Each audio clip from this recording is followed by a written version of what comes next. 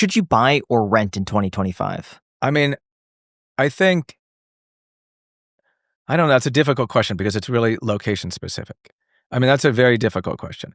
I think it depends on how much personal satisfaction. If you, just from a financial point of view, let's say you have no personal satisfaction in owning versus renting. You just want to make a great financial decision. I'd probably rent.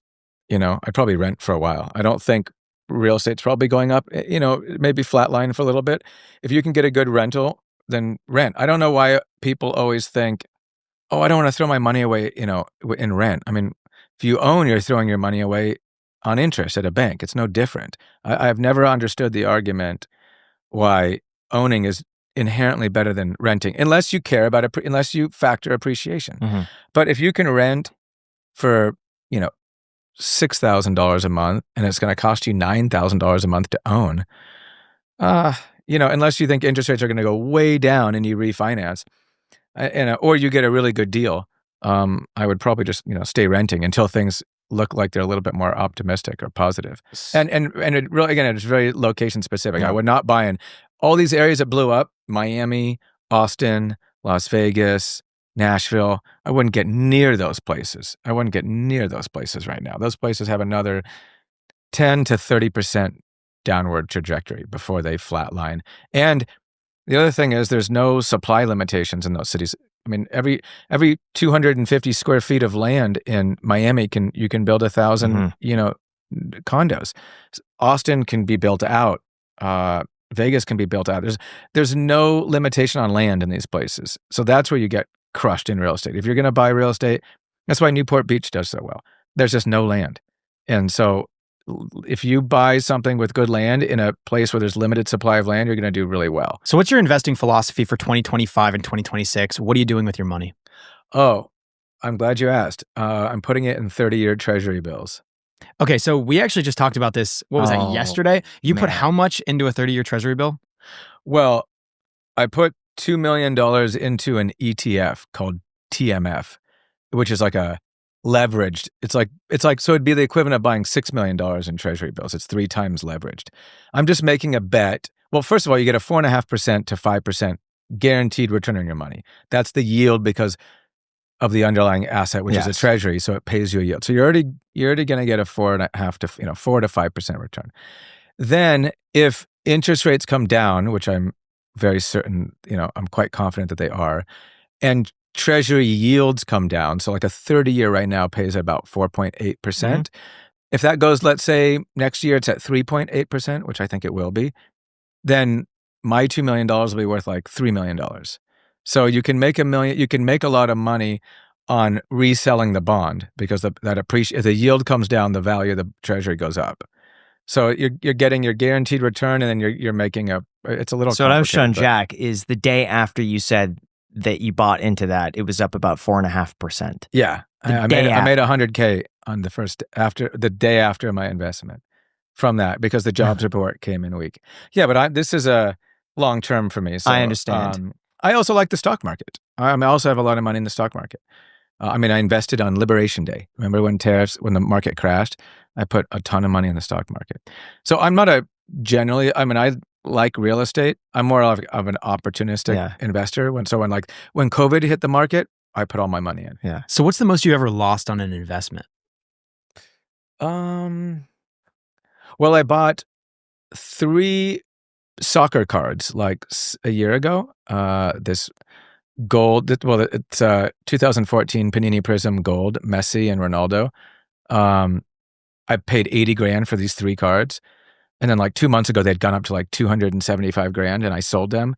And had I held like another 8 weeks, now they're worth like $700,000. That doesn't count as you losing money. In terms of like thought out investments, I've done pretty well on those. How do you always make money? It seems like any time you say, oh, I'm buying this, it goes up in value. You know why? Because I don't listen to anyone else ever, really. I just think there's too many pundits, too much talk, and people overanalyze. I'm very simplistic. I take a very macro look at what's going on. Perfect example, my biggest investment ever, I put all my money into the stock market when it crashed in COVID. I thought this was an overreaction. The market's going to recover. No, of course it's going to recover. I doubled my money in 12 months. That's common sense. When the market crashed because of Trump announced tariffs and it went down like, I don't know, 25%, I said, that's obviously an overreaction. People generally overreact. So I put, a ton of money into the market then. When Netflix was down to like, I don't know, I forget what it was, like $200 a share. I'm like, this stock has crashed way too much. This is a massive company. It's going to rebound. So put some money in that. Interest rates. It's pretty common sense right now. You don't need to like do you don't need to be a bond trader to figure out that the 30-year yield on an American treasury bill is 5%. You know what China pays their investors? That if you buy a Chinese 30-year treasury bill, you get 2%. If you buy a German 30-year treasury bill, you get 3.3%. And yet America, the most safe investment on planet Earth, far safer than a Chinese 30-year bond, safer than a German bond. It's arguably considered the safest bond in the world, is paying 5%. It doesn't even make sense. I know that there are reasons for that, like currency exchanges and inflation risk and like that, but that's when you get too much in the weeds. It's like, just shut up with all the details. Like macro approach, it doesn't make sense that you could buy a risk-free government bond and get a guaranteed 5% return. You don't think there's any chance that the 10 or 30-year treasury stays high because people say the United States is printing too much money? Maybe there's a bit of a risk here with tariffs. Maybe we're less bullish on the economy. We don't know what's going to happen. Do you think there's any chance it stays? There's always a chance. Expected? There's no way that it's 100% guarantee. I'd say it's an 80% chance that the 30-year treasury is in the threes. The yield is in the threes within 12 to 18 months. And what do you think that's going to do to real estate prices? It'll increase prices, but it'll also increase supply. So I don't think it's going to be a direct correlation like, interest rates are down. I mean, if interest rates go back down to where they were, which they will not, we would see a massive, increase in prices. Interest rates are not going to go back down to 2% or even 3%. If you can go out and get a 30-year loan at 4.5%, that's probably where we should be at right now. And I think we'll get there in the next couple of years. But again, the problem is it's going to increase a lot of supply. So you're going to see more supply come to the market, and you're going to see more buyers able to afford those houses. So it's good for real estate agents because we work on volume.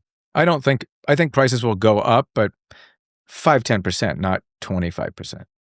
Hold on a second. Do you remember that doctor's appointment you were supposed to make a while ago? The one that's been sitting on your desk for weeks, maybe months? Maybe it's just an overdue annual checkup, the weird rash that you keep Googling, or it's your dentist reminding you it's been 2 years since your last cleaning. Get your teeth cleaned. Trust me, we've all been there. Booking doctor's appointments has always felt like such a hassle until now. That, of course, is where our sponsor, ZocDoc, comes in. For those unaware, ZocDoc is a free app and website that allows you to search and compare high-quality in-network doctors and then click to book an appointment right on the spot. You can filter by insurance, location, and medical specialty, and you can also check verified patient reviews so you know what to expect. From there, once you find the right doctor, you can see their real-time availability and book an appointment that fits your schedule. And appointments made through ZocDoc usually happen very fast, typically within just 24 to 72 hours of booking, and yes, you can even score same-day appointments. So stop putting off those doctor's appointments and just go to ZocDoc.com/iced to find and instantly book a top-rated doctor today. That is ZocDoc.com/iced, ZocDoc.com/iced. Thank you so much, ZocDoc, for sponsoring this episode.